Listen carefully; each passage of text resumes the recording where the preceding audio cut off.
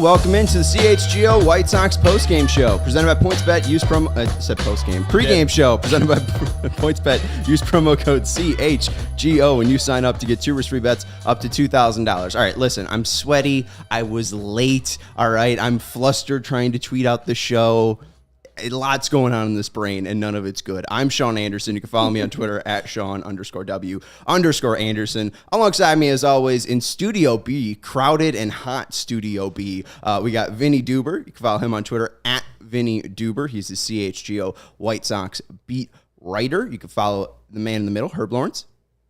Hello. Okay. All right. We're really out of sync today. Yeah. You can follow Herb Lawrence on Twitter at HectorHall23. He's the CHGO White Sox community leader. I still haven't even tweeted out the link yet. So, we are well behind. No one knows where we're at. We are previewing the White Sox and the Tigers. Jesus Shuttlesworth saying what the title of the video is. We need a Sox sweep. We are looking for the second Sox sweep this year. Last one coming in Boston in May. Our guy Eli Stein from Israel asking, are you ready for a sweeper? I don't know if that's Israel term for maybe that's something they use on the pitch over there. I'm not sure. You guys ready for the sweeper? Well, I just want to revisit yesterday the terminology I've been thinking about we this came too. up with. So yeah, 3 games is a sweep. 3 game series is a sweep. 4 games sweep. 4 games sweep is a vacuuming. Yes. 5 game sweep is a deep clean, a Stanley Steamer style deep clean. 2 game sweep is a light dusting. Mm-hmm. And so they are going to Kansas City for that 1 game. Remember, what is a 1 game sweep? Just do it. Just chores. Just this. A Swiffer. Just like brushing crumbs off your shirt with your hands. Yeah, I mean, dusting off your shoulder. Yeah, dusting off your shoulder. All right, there you go. So 1 game dusting off your shoulder, 2 a dusting, 3 a sweep, 4 a vacuum, 5 a deep clean. There's no 6 game series, right? I mean, They do play. Don't they have a couple doubleheaders with the Guardians? Yeah, but it's only a 5 game set. It makes it 4 or 5. Yeah. Okay, and it probably won't happen either because Probably not. Maybe the other way. The only time I could think of teams playing each other 6 games in a row would be in the playoffs, and you can't win 6 in a row there. Correct. So we don't have to worry about it. But yeah, and we got Mike Mangassiner saying can't spell Fario without fade. Sox by 1 million today, and AJ saying unfortunately Eric Haas is going 5 for 5 with 9 RBIs. So Sox got to put up at least a 10 spot in the 3rd game in the first series in Detroit this year. They put up 10. It was 10-1. That's the famous 1 game they've scored 10 runs. The offense has been hot, 46 runs in the past 6 games, I think it is, 3-3 in those games. But what are we expecting from the lineup? We'll get into the actual construction so far, but the offense has been hot so far. Yeah, and as you were alluding to last night and a couple of days, the constant that they're having the top 4 guys, top 5 guys the same, and those 4 guys are all pretty much hitting. I mean, with the exception kind of sometimes of Luis Robert, who got 2-3 hits yesterday. So that is good. It's, as Vinny said, it's the chicken and the egg. Are they hitting because they're all the same, or are they all the same because they're hitting now? So we don't know. Just keep it the same. And Tony, as people like to get on him for a getaway day lineup, this is not a getaway day lineup. It's pretty much all the same, except for you swap out Lurie Garcia for Josh Harrison. And Reese McGuire gets a day off after catching 2 straight games, which is normal. There was a roster move made today, and that's why Vinny is back, but not that Vinny. White Sox Vinny. Vince Velasquez is back. What's the news on the roster swap here for Vince Velasquez coming off the IL? Yeah, he's back now. But what do we keep saying? Every time somebody comes back off the IL, somebody has to go on it. It's almost like that's what the roster move rules are. Not like, oh, you got to free up a roster spot by sending a guy to AAA. It's no, you have to free up a roster spot by sending him to the IL. So Kyle Crick will be out for a little bit while he deals with, I believe it was elbow inflammation was the description there. So, but Vince Velasquez is back, obviously a guy who the White Sox wanted to be a part of this pitching staff, all the way back in the preseason. So maybe he finally fits into that role that they got him for, which is kind of that swingman, innings eater out of the bullpen / guy who can make a spot start like he's doing today. It really seems like they're kind of going, seat of their pants almost with the way these starting pitchers are lining up the last few days, what they had to do, bringing Cueto in relief for Kopech that one day. Still doesn't sound like they're sure if Kopech's going to be able to pitch this weekend in Houston. Obviously, they're hopeful he will be, but so everything's kind of a little up in the air right now. Lance Lynn wasn't able to go 5 innings in his first game back, but you would like to imagine that you get Dylan Cease and Lucas Giolito past these little bit of rocky, area that they're in. You make sure that Michael Kopech is healthy. Lance Lynn is back. Johnny Cueto's been very reliable. You'd like to see kind of a nice little 5-man rotation here. Obviously, they're going to continue to manage Michael Kopech, how they can, but you'd like to see some consistency, as you've been talking about in the lineup. You'd like to see that in the rotation as well. Yeah, and also, too, I mean, like, if Kopech does pitch on Sunday and he looks good, hopefully that just slows down what kind of has been just this scramble to find starting pitching. Hopefully Kopech starting on Sunday can kind of ease some of the starting pitching worries around this team. But even still, you look at that, you look what they got with the off day in the middle of the schedule. They're able to get Kopech 6 days rest between starts, not the typical 4 that you would see. And I think that's part of their plan, is they try to make sure that he doesn't get burned out before what they hope is a playoff run into October. 2 more things before we get into the lineup and the pitching matchup. This is from Daryl Van Schouwen up in Detroit. Liam Hendriks said he had a tear in his UCL since 2008 and has managed and dealt with it since. Said he's not concerned with his forearm strain at all. You had the oof reaction. That is Australian tough. Jesus Christ. Since 2008? 2008. Golly. I mean, it wasn't an issue last year, apparently. He's the reigning 2-time reliever of the year with a tear in his UCL. Goodness. Good on him. And maybe he needs a little rest for maintenance every once in a while. And if that's what he needs, shit. Yeah, he's been great with a torn UCL since 2008. Everybody in the White Sox lineup, please tear your UCL. Just a little No. Just a little That's bit. a terrible idea. Just a little bit. Don't do that. So you can pitch like Liam. No. That is, man, talk about you being the person who knows your body better than anybody else, right? I mean, if any other pitcher in baseball was found to have a tear in their UCL, they would be out for a year and a half. Yes. Liam Hendriks is like, nah, I'm good. Yeah, this is literally from Daryl. I'm not concerned with it long-term at all. So absolutely just not bothered by a minor tear in his UCL. He said, you see forearm flexor strain, precursor to a lot of things, but there's no change in my ligament, and that's the good thing. That was one of the relieving parts of it. So hey, when he was a younger man, he played Aussie rules football, and certainly that will bang you up more than throwing a baseball will. Absolutely. I mean, worse is, you get hit like Chris Bassett, and, it's a real bad scenario, but, that's really, kind of like getting hit by lightning, where, Australian rules football, that's happening every minute. So, yeah, I mean, that's like a car crash happening. And also just on Kopech, you mentioned the 6 days rest that they got. Rick Hahn spoke to Daryl yesterday. There was something pinched, such as a pre-existing cyst in the area that got angry and created some fluid. You're able to get that fluid out of there, treat the area, and move on with your day-to-day is essentially the best case scenario, but no structural damage, nothing in there that he hasn't pitched with throughout his career, and therefore no seemingly long-term concern. So kind of similar to Liam Hendriks tearing his UCL, this is something that's bothered Kopech before, and as we saw, it was just a real ugly twist of the ankle.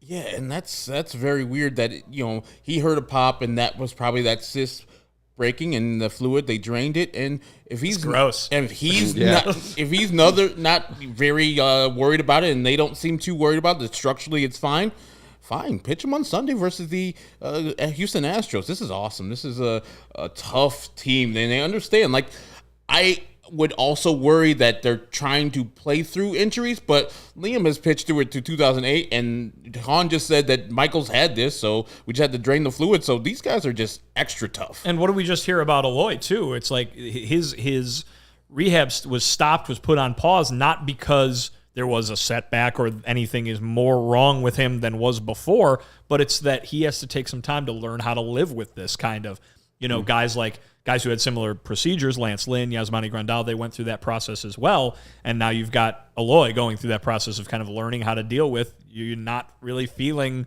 like a fully healthy person like you normally are used to. And it just goes to show you that you can't always look at a guy and say, just because you're not on the IL means that you're at 100% and you should be doing what people who are at 100% should be doing. This is a team. This is a game. Every team in baseball is dealing with this kind of thing where you've got guys just kind of trying to gut out a season. Well, we see this with Moncada right now. I mean, Moncada, he's said to Fegan on Saturday or whatever, or just said it to the media on Saturday, that he's just learning how to play with that quad injury. And it's not that he's currently injured, but he's just learning how to play with it. And that's something, too, that we were kind of what the hell does that mean, Rick Hahn? There's no setback for Eloy Jimenez. Interesting you put it that way. Kind of gives us a better understanding of that injury. All right, let's look at the lineup. No Eloy Jimenez in it today, but he should be starting down in Charlotte soon. It's getting in that time where he could probably start his second rehab. You see where Andrew Vaughn is batting. Thank you, Pointing Steven. right at himself, too. Cut off his legs and everything, too. Steven is just he's just Mutilator. chopping people up over there. I took some fingers off yesterday. Yeah, I figured to take some legs off. The wave of mutilation. We're going leading off AJ Pollock, batting in left field. I should know this by now. Batting second, Andrew Vaughn playing first base. Batting third, Luis Robert playing center field. Batting fourth, José Abreu doing the designated hitting. That 1, 2, 3, 4 has been the same for, I think, 6 straight games now. Batting fifth, Yohan Moncada. Batting third. Batting sixth, Adam Engel in right field. Batting seventh, Josh Harrison playing second base. Batting eighth and doing the catching duties, Sebi Zavala. And batting 9, Danny Mendick playing shortstop, the second leadoff hitter. I'll just say this: I see we've got some comments on Eloy, and I think that this was a little confusing.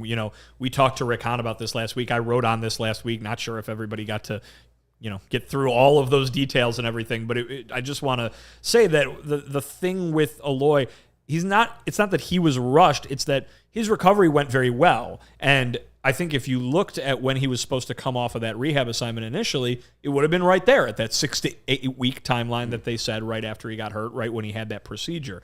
What happened was what I was just talking about, the feeling of, call it pain, call it discomfort, call it whatever you want to call it, stemming from the recovery of the injury did not occur for him until late in the process.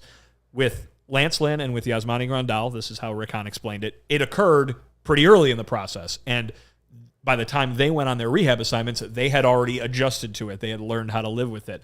Eloy didn't get that, if you want to call it an opportunity, to do that before he went to Charlotte. He experienced it while he was at Charlotte, and then all of a sudden it's, whoa, what's going on here? This is not something I'm used to. And so the schedule has now been changed because of when in the process he experienced this thing that Rick Hahn called an expected part of the recovery. So I don't know if this is too much, kind of going into this, but remember, I'm not a doctor. Yeah, Vinny's not a doctor. But Eloy, just coming out of the box, looked a little bit weird running, and he looked a little bit like he was getting used to something, and people were like, oh no, did he hurt something again?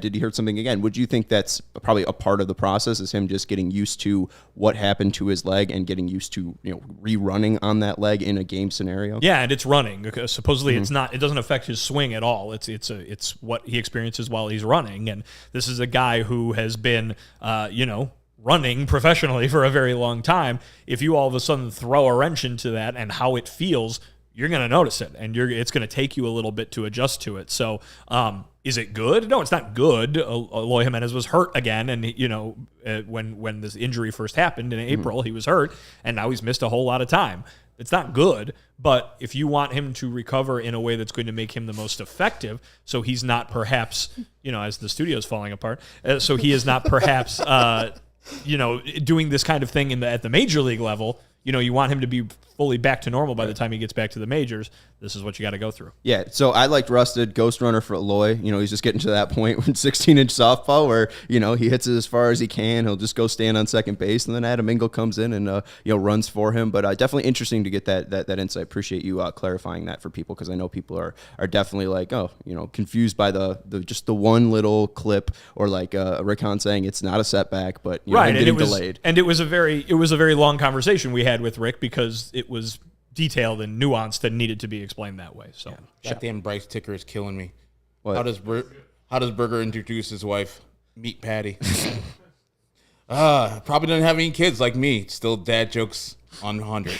You should have spelled meat differently. Yeah, would have gone MEAT. Meat Patty. Come on, but Bryce. Still, I appreciate it, Bryce Ticker. And 6 straight games scoring 5 or more runs, 6 straight games having consistency in the lineup. Coincidence? I don't know if it's a coincidence. It's odd to see just so much consistency when there wasn't. But also, you started that off with a left-hander in Tyler Anderson. Then you went on to a lesser team in the Texas Rangers, and you're currently against the Detroit Tigers. I don't know if that is causation or just correlation or either or, but it's good to see. I don't care what it is. Continue it, please. Both Amen. with the runs and the consistent lineup. All right. And we'll see which one is, if it is real true.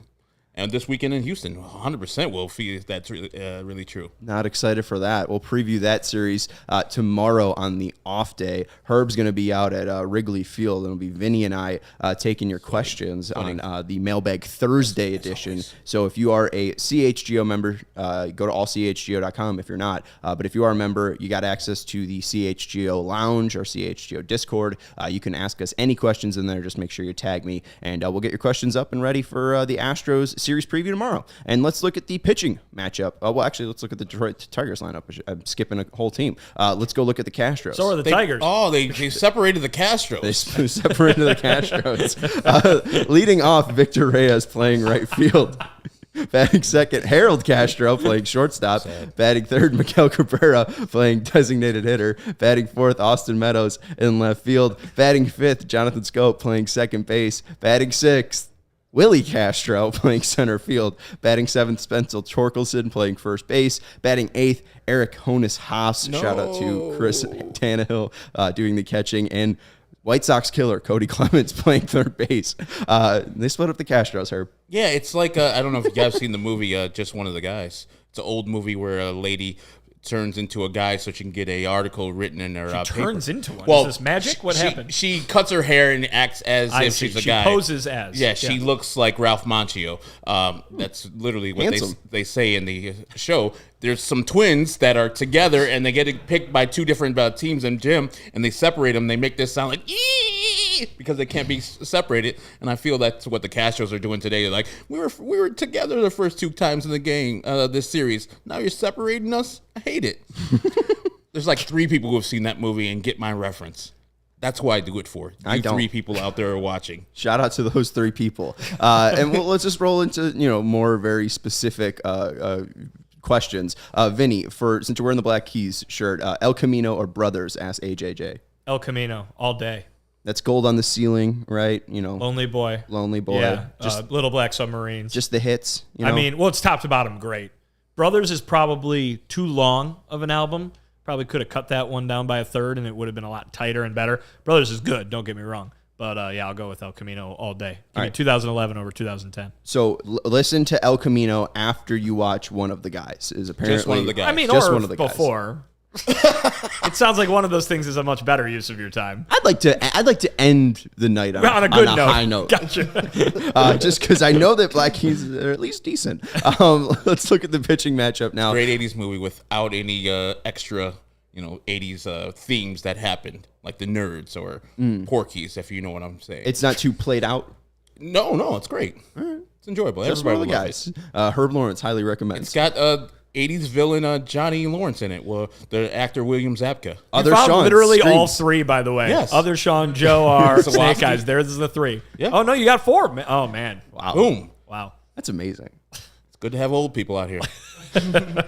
Let's look at the starting pitching matchup. You got Vince Velasquez making his return off the IL. Last seen on May 24th versus the Boston Red Sox. That was in the 16-3 loss, the drubbing, I think they call it. Vince Velasquez, 35 2/3 innings pitched this year, 5.30 ERA, 36 hits allowed, 33 Ks, 14 walks, and an ERA plus of 75. Alex Fadio, 73rd innings pitch. You're not pronouncing that correctly. 73 innings pitch. Send me this. 73rd. Spelling. Come on. 73 innings pitch, 2.92 ERA, 35 hits allowed, 28 Ks, 11 walks, and 132 ERA plus. Someone else could start talking, so I don't Is it have to. Fido? What is it? Fadio. Faedo. Guys, did Faedo. you not take Spanish class? Faedo. Is it Spanish or? I didn't take Spanish class, and I'm saying it right. The A is A, the E is A. Faedo. Faedo. Yeah. Okay. Faedo. Okay. Alex Faedo. Like, Yes, it's right there. Faedo. Wow. Faedo. Sean, you're the one that sent that to me. I know I did. And I said it last night. We had this issue last night. It's been 12 hours. I still haven't learned. We need help. I was literally the first thing I did when I got in the car and I was still late. It was probably because I was doing this. I was pronouncing Faedo. I was trying to do it. I still can't do it. Faedo. So It's right there. I know it's right there. I'm looking at it every time I say it to make sure I get it right. I hope we don't have to pronounce his name at all because he's gone after the first inning. Amen. A sub 3 ERA, doesn't have a ton of strikeouts, but a good ERA plus. He does have a slider, right-hander. What are you expecting today, Herb? Water out of Oh my my mouth. God! All right. Man, this pregame show has really been something. Hey, I mean, You at guys are least these enjoying aren't. it. They're enjoying it because you brought up just one of the guys. I mean, that they're not talking about. They're talking about Vinny's Black Keys. That's much more important. I haven't heard a lot of Black Keys. I need to get into it. But I expect he looks good. He looks really nice. I mean, Jesus Shuttleworth says he throws a good amount of sliders. That is trouble for the White Sox because they love swinging at right-handed sliders a lot out of the zone. So he has a good ERA, good stats. But I'm looking at Vince Velasquez more. All he needs to do is fill up the strike zone with strikes. That's it. Let Detroit do what they need to do with their bats. They're not going to hit a lot of home runs unless you pitch to Hannes Haas. Everybody else, just throw the ball down the middle, let them hit it, let the people field it behind you. They've been pretty good defensively. Yeah, and we saw that play out yesterday. Everyone who came in just threw a ton of strikes, especially out of the bullpen. Jimmy Lambert, I think, threw like 20 of 26 strikes. Raylo, like 14 of 18. Joe Kelly, 8 of 11. So just fill up the strike zone. Vince Velasquez, let him hit it and see what those guys can do. Matthew Cortese saying, I expect Luis to have a tough game. None of us have picked him for our click to pick. So I guess we're all expecting Luis Robert to have a bad game. I'm not sure. Let's go get those picks. We'll start with Vinny and work our way down. Vinny, who's clicking tonight? I'm going with Mr. A.J. Pollock, the pride of Notre Dame. He is a guy who has been fantastic lately with a lot of multi-hit games. What have we been saying, Herb, about the key to turning this thing around for the White Sox? String some hits together. He's been right in the middle of all of it, it seemed, lately. So I'll go with him to keep that up against these terrible Tigers. And the day before, I cracked down on Luis Robert because of his lack of discipline at the plate. And so I picked him as they clicked the pick, hoping that he would show something different yesterday. He did. He was, I think, 2 for 4 and looked a little bit better. Yoan Moncada yesterday, while he had that good double and he had a walk, looked lost other times. I'm picking him today as a guy that I see can turn this thing around, and he needs to turn this thing around for this team to go forward. Rusted saying, I hear sliders, and I have existent fear for 88. God help us all, but mostly Pantera today. He's a 2-pitch pitcher, Fiado. So, I mean, maybe Robert's able to have success, just key in on the fastball and hit him hard. He doesn't really use his changeup to righties, so I would really just think you got to focus in on that fastball if you're Luis Robert. I'm going to go with Andrew Vaughn. Andrew Vaughn's a great hitter. Once he sees a guy once, seen a guy, pitches multiple times. I really like the way that Vaughn has that approach. We saw him go 4 for 4 yesterday. One of them wasn't a booming hit. It was an infield single. But still, he also had a walk in that day, got on base 5 times. I like Vaughn to click today. We got a score prediction. We're going to go that 6-2, 8-2, 10-2 thing. I'm going a little lower. I think the White Sox will win the game, but I'm going for 4-3. They'll win, but it'll be a tight, low-scoring game. I could see this being one of those wacky, 9-7 deals, but we'll see how it goes. I don't know. I don't know what to expect from Vinny the V. So I would think it's Vinny the V, like Murray the K. I would think that the White Sox would win, given the Tigers are not good, but I'll give him some momentum. We got to see what Vinny the V does, though. Yeah, Vinny the V. I like that. I don't know Murray. Murray the K was a famous DJ back in the 50s and 60s. Shout out to Murray the K. We have the coolest references in the world. Matt Zawaski saying Zavala goes yard today. Hey, maybe he'll hit 3 home runs and the White Sox will lose again. I'll pick the White Sox to win. I didn't think about this too much. I think 7-. Matthew Cortese saying another no hitter. You predict a no hitter every day. 5-0. Is it good when it actually Vince happens? Velasquez, I'm not sure. Jimmy Lambert, Matt Foster, and Joe Kelly combined for a no hitter. Joe Kelly can't pitch today. Oh, well, Kendall Graveman. 5-0 win. White Sox throw a combined no-hitter. We'll see you after the final out is made. Let's go enjoy the White Sox and Tigers. Game 3 of the 3-game series. We'll see if the White Sox can complete this sweep. That's Vinnie Duber. Follow him on Twitter for in-game updates at Vinnie Duber. That's Herb Lawrence. You can follow him on Twitter at Ecknerwall23. I'm Sean Anderson. You can follow me on Twitter at Sean_W_Anderson. You can follow the show on Twitter at CHGO_White Sox, and shout out to Steven, ESPN Steve, for producing us today. We'll talk to you after the game here on the CHGO White Sox pregame.